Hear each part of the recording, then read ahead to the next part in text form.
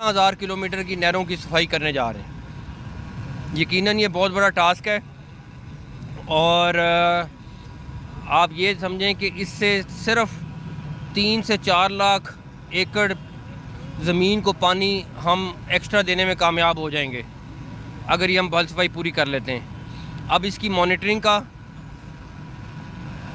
جو سسٹم ہے وہ لیمس جو ہمارا پاکستان آرمی کا انسٹیٹیوٹ ہے اس کی ہم نے مدد لی ہے اور وہ پورا کا پورا اس کو مانیٹرنگ پھل صفائی کی وہ کر کے دے رہا ہے.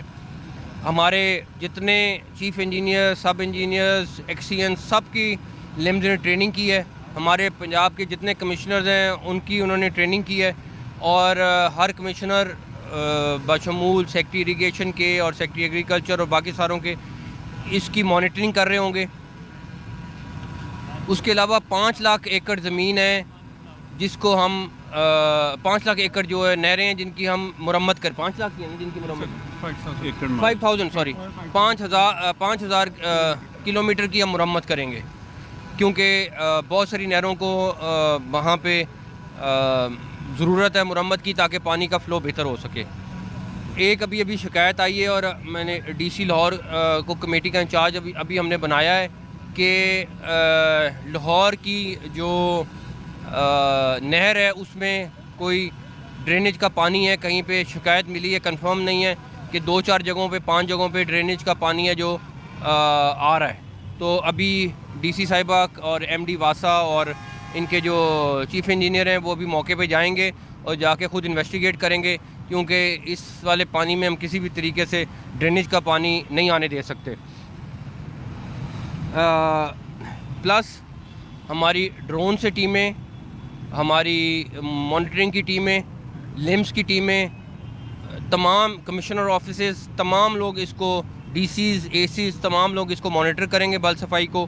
اور انشاءاللہ تعالیٰ اس کے نیسپا کنسلٹنٹ ہے وہ ایک تھرڈ پارٹی کنسلٹنٹ ہے جو اس کے علاوہ مانیٹرنگ کر رہے ہوں گے. تو اس سے ہمیں بڑی امید ہے کہ ہم رزلٹ اچھا دینے میں کامیاب ہو جائیں گے. 3 حصوں میں ہم نے اس کو ڈیوائڈ کیا ہے.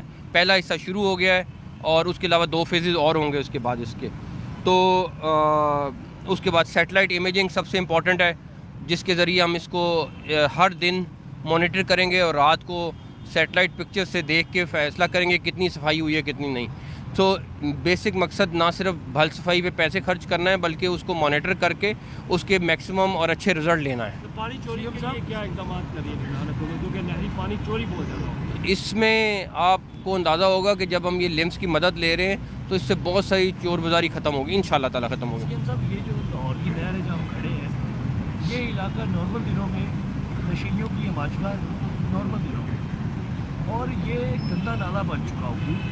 اب جتنے زیادہ پیسے خرچ ہونے جا رہے ہیں جتنا بڑا پروجیکٹ لانچ ہونے جا رہا ہے اس کی شکل و صورت ٹھیک رہے اس کے لیے کوئی اس میں دیکھیں اس میں افسوس سے کہنا پڑ رہا ہے اگر آپ صرف اس کے اندر گندگی دیکھیں نا وہ کون ڈالتا ہے؟ ہمارے شہری. تو اگر ہم لوگوں کو خود احساس نہیں ہونا اور ہم نے ہر قسم کا کوڑا کرکٹ گندگی اس میں ڈالنی ہے ڈمپ کرنی ہے تو نہر کیسے صاف ہوگی؟ آپ خود سوچ لیں کہ اس سے ہمارا اندازہ ہوتا ہے کہ ہم کتنے صاف لوگ ہیں. مطلب پوری نہر میں آپ چکر لگائیں اس ٹائم پہ پوری نہر میں گندگی بھری پڑی ہے. اس کے لیے تو پبلک نے کرنا ہے. دیکھیں ہر چیز حکومت نہیں کر سکتی. مطلب آپ خود سوچیں کہ جن کی اصل ذمہ داری ہے جن کا ملک ہے وہ پبلک ہے. اگر وہی گندگی ڈالیں گے وہی سب کچھ کریں گے کب تک گورنمنٹ کہتی رہے گی؟ یہ بتائیے گا کہ اس سے کئی ہزار ایکڑ جو ہے زمین سیراب ہوگی کیونکہ وہی جانتا ہے کسان کو اس کی اہمیت کا پتہ ہے کہ نہری پانی کی اہمیت کیا ہے. اور دوسرا یہ بتائیے گا کہ آج آپ نے ای الیکٹرک جو بائک ہے اس کو ماحولیاتی جو سسٹم ہے کلائمیٹ چینج ہے اس کی بہتری کے لیے آپ اقدامات سر کر رہے ہیں. اس سے کتنا لوگوں کو ریلیف ملے گا جو ای الیکٹرک بائک ہے اور دوسرا یہ جو بل صفائی سے کئی ہزار ایکڑ لوگ جو ہیں کسان مستفید ہو؟ دیکھیں بل صفائی کی اصل افادیت صحیح آپ کہہ رہے ہیں کسان جانتا ہے. شہر میں اتنی اندازہ نہیں ہے لیکن جو گاؤں میں لوگ ہیں ان کی یہ ہر سال انتظار ہوتا ہے کہ بل صفائی کب ہوگی. جہاں تک رہی دوسری بات انشاءاللہ تو ٹوٹل 26,000 الیکٹرک بائک اور رکشے ہیں جو ہم انٹرسٹ فری دینے لگے. جی آدم